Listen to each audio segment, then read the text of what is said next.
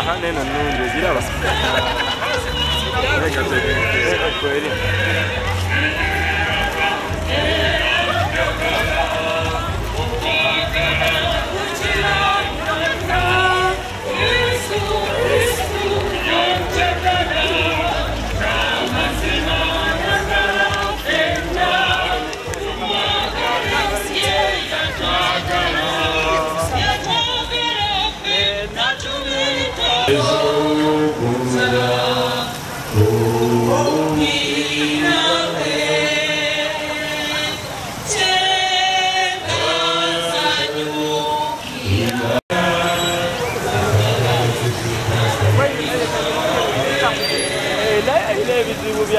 Yalide kunyama abayaye bazitomera okufaako obufi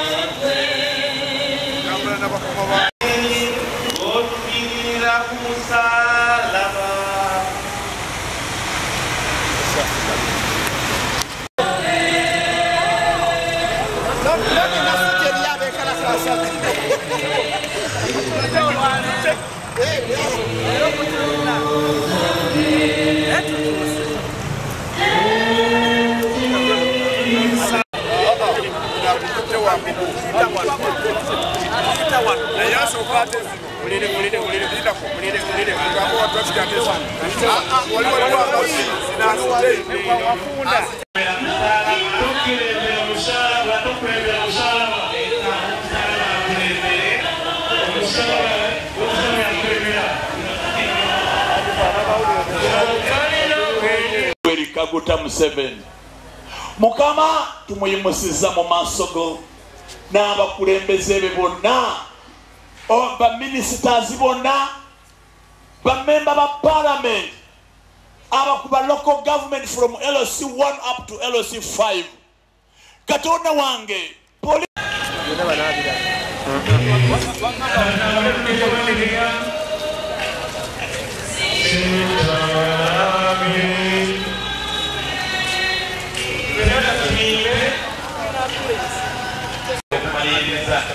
Tokoma wano ayi balekugana baba kristo lesapo tugenda kwekerezia bwokoma wano ojakuba otambulidde bwere notomalako olugendo amina baleetera papa ow'omusalaba yakulembera nekudakuba faada batukulembeddemu tulawa omukisa ogwo batukulemberemu anti naye bakulembeze baffe abaku district abalina tugoberere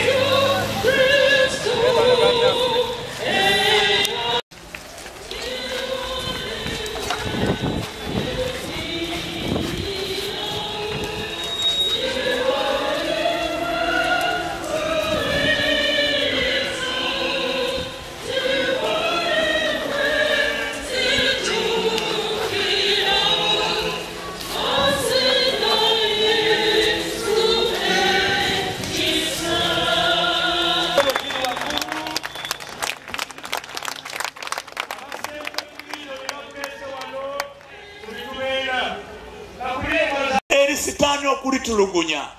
jamu mukama buli bwenguzi jamu mukama etamiiro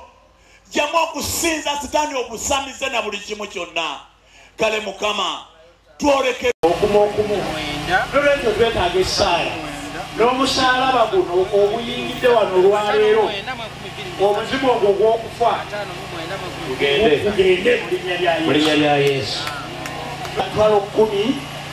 okugulira bannaffe abasibe ekyokulya nga tujjukira okuzuukira kwa Yesu Kristo. Polisi nterwa nga nze akulira polisi y'emukono omukulu ngenda kukozibwa bibuuzo bingi kubanga emirimu tugikola tubawaayo essuula enkuwezi Matayo essuula 5 olunyiriro lw'omwenda lugamba baweere baweereddwa omukisaabu abalafubanira okuteekawo emirembe bayitibwa baana ba Katonda mu Bwakabaka bwe si bwe kati ate tetunaabuzibwa ebibuuzo naffe tubasaba nti mbeere nga naffe mutiwagira osanga abantu abo nga basoowaganye balwanagana olina obusobozi bakkakkanye kyetwagala kyemirembe tetusibaako obulabe bulungi mwebale nnyo mwebalire ddala wano wammwe lino tutwalira tukalawo osanga okuyitamu ekyalo kyonna nokyanoyiga nomanya oba oliawo bwoba ozzeeko wano okulimyamu sigamba nti ng'okwatiddwa oba oliawo oyinza ovaako nekyoyiga mulamuwo n'ogenda maaso abasomi banaye tubasaba musome ate mbeere bawulize eri bannaddiini bazadde bammwe n'abazadde bammwe wefuba okulaba nga tokola kye totamiira oba ekiku kyolimu kiri enguzi wefuba okulaba nga tokola kye tokirya ekyo kyekigenda okunyweza Pawulo ono yagamba kola naye nga atugamba nti mu nsi mwe tuli bwetu ekyo ekyasuula Yesu ekigo Mukama atubeere nga tugwa ebigo naye ate tumale tukole tutya tuyimuke bw'ogwakaluba okusooka tamu ate Mukama ajja kujjukira okola otya oyitemu. Katusabe tambulira wamu era tekabatandanga ne mulonda omuntu atali mu mpeke ya ddiini kukukulembera onooba weereetedde omutawaana ekitegeeza mu gavumenti mulimu n'okukuba obululu era akalulu ke tugendamu n'abamu muli wano muliza okuba obululu mubwetaaga tubadde wali Yesu we yagwira ekigwo ne tubagamba nti abamu muli wano naye mugenda gwa ebigwo naye ne munagwa mujja kukola ki mujja kusituka si enkomerero nga tusabira eggwanga lyaffe lino lyeggwanga eririmu embala erimu eraga okutya Katonda n'agamba waawu eggwanga eririmu okutya Katonda naye gye tukomye okulaga ebyo byonna obuli bw'enguzi woowe bali enguzi ne bagirya na misana ebyo tubikabirye Katonda eggwanga muli okutulugunya abantu ne bakuba abantu emigo nga balinga abakuba ente nayo gikubako ng'ogisaasira ekyo nakyo tukyegayire Katonda ne balonda omuntu ate ne balangamu mulala ebyo nabyo tubikabirye Katonda Mukama abikola atya abijjewo lino lyeggwanga eririmu obusamize omuntu n'abakulembeze baffe mu ddiini obutatusiimulako ku roadmap y'omulundi guno tweyanzeeke bwe twafuna ebbaluwa eteekateeka twagifuwadinga mangu mbakulu okubanga tufuna olukusa okubakyaza era ne bagiddamu era bwe bagiddamu naffe nga tulina okuwandiika sipiidi okubagamba nti tweteeseteese okubakyaza kyengezaako okugamba wano nti omukulu atutwala nga Uganda Prison Service ne fe abawangalira wano ne bannaffe betukuuma fenna tubadde tubasuubira olunaku olwaleero mwebale butatuyiwa bataata baffe bali eyo tunayo baganda baffe bali eyo so fenna tukoze kino ekintu lwakujuguta ebimu Yesu byagenda otufuna okwetika omusalaba kabonero kalungi kubanga kalaga nti buli muntu alina omusalaba gwe yeetisse kano kabonero akalaga obuvunanyizibwa nti ku nkomerero Mukama waffe yabonyaabonyezebwa naye yawangula nolwekyo nammwe abantu baffe mwenna tubasaba okwetika omusalaba gwammwe omusalaba be baana boolina be bantu b'okulembera be bafamire yammwe yeggwanga lyolimu ogwonna musalaba ogwetikka obulungi ojja kuba muwanguzi nga Mukama waffe bwe yali tubaagaliza Easter ennungi n'ekisa kya Katonda okubeera nammwe mwenna manya bamitale Hajaruna Semakula Vice Chairman NRM Mukono njagala ntwala omukisa guno okuyozaayoza baganda baffe bonna n'abakristaayo olw'okutuuka ku lunaku luno olw'okutambuza omusalaba oba olunaku lwe bakomerera Yesu Kristo oba ffe bwe tuyisa Isa nabbi ewaffe ate eno omwana wa Katonda njagala njozeeyoze bannamukono naddala bannaddiini olw'omulimu omulungi olwaleero gwe bakoze era mbeegaseeko okulaba nga batambula nga batendereza Katonda n'okukakasa olunaku omwana wa Katonda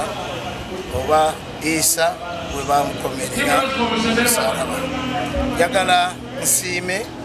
ebirungi bannamukono bye basobodde okukola ku lunaku olwaleero, naye nenjagala mbasabe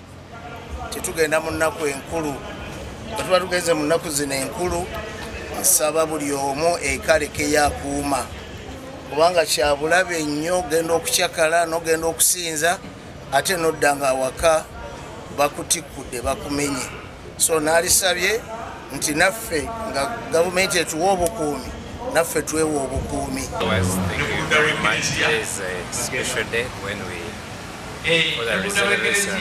Jesus Christ, as a General Bank, we attend the community to